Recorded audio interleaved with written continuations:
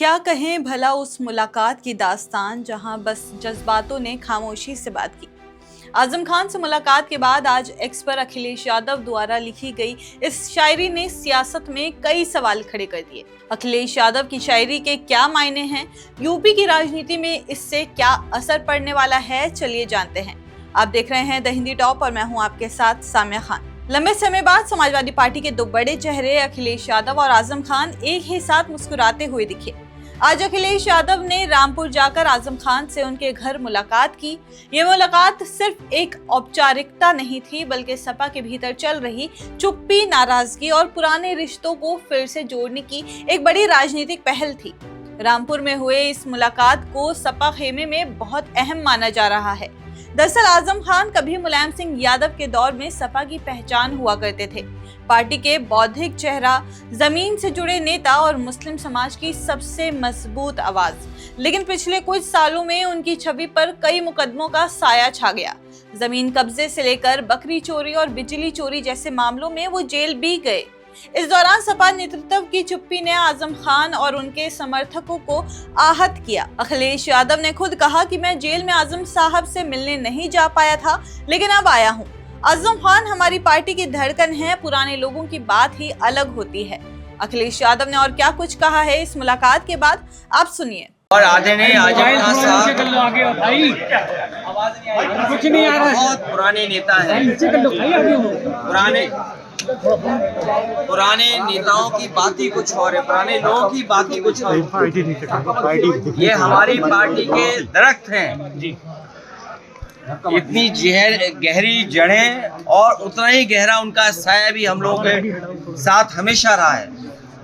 और ये बड़ी लड़ाई है, उसमें हम सब लोग मिलकर के लड़ेंगे। उनका स्वास्थ्य अच्छा हो, उन्हें न्याय मिले। मुलाकात के बाद अखिलेश यादव ने सोशल मीडिया प्लेटफॉर्म एक्स पर भी तस्वीर साझा की। ये मुलाकात जितनी भावनात्मक थी, उतनी ही राजनीतिक मायने भी रखती थी। अखिलेश यादव ने आजम खान के समर्थन में बीजेपी पर भी तीखा हमला बोला कि सबसे ज्यादा झूठे मुकदमे अगर किसी परिवार पर एक पर लगे हैं तो वो आदरणीय आजम खान साहब। मैंने आपसे कहा कि पुराने लोग, पुराने समाजवादी जो नेताजी के साथ हैं और जो नेताजी के साथ हैं, उनकी बात ही अलग होती है। 2027 में सरकार बनने जा रही है और पीढ़ी की आवाज बुलंद होगी कि कोई कल्पना कर सकता है कि सुप्रीम कोर्ट में जज साहब के ऊपर भी जूता फेंक दिया गया हो या जूता निकाला गया हो। हालांकि वो बात यहाँ करने की नहीं है। आज मैं आदरणीय आजम खान साहब का हालचाल लेने आया था, क्योंकि जेल नहीं पहुंच पाया था, इसलिए मैं मिलने आया था। ये बयान एक तरह से पार्टी के पुराने नेता के साथ खड़े होने का ऐलान था।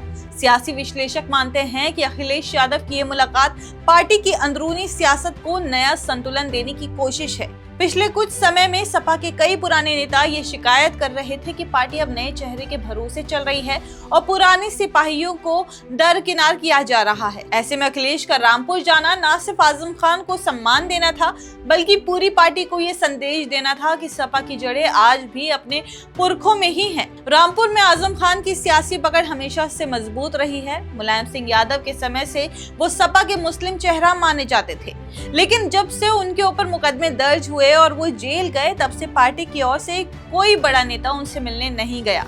यही वजह रही कि आजम खान के समर्थक नाराज होने लगे। उनका कहना था कि जिस नेता ने पूरी जिंदगी पार्टी को मजबूत किया, उसे कठिन वक्त में अकेला छोड़ दिया गया। अब अखिलेश यादव की मुलाकात उसी दूरी को मिटाने की शुरुआत मानी जा रही है।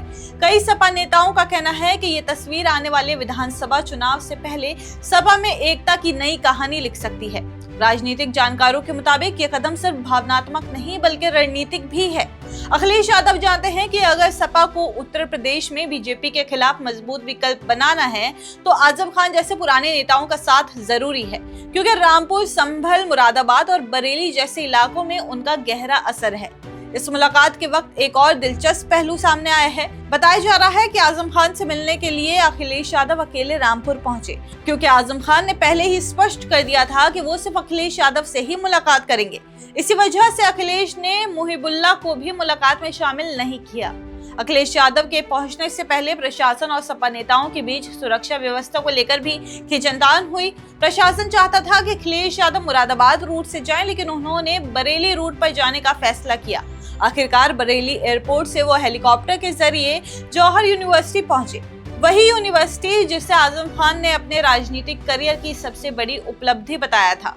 जौहर यूनिवर्सिटी के दरवाजे पर जब अखिलेश यादव और आजम खान आमने सामने आए तो भीड़ ने सपा जिंदाबाद। दोनों नेताओं के चेहरे पर मुस्कान थी, लेकिन उस मुस्कान के पीछे बीते कुछ सालों की दूरियां, गलतफहमियां और सियासी दर्द साफ झलक रहा था।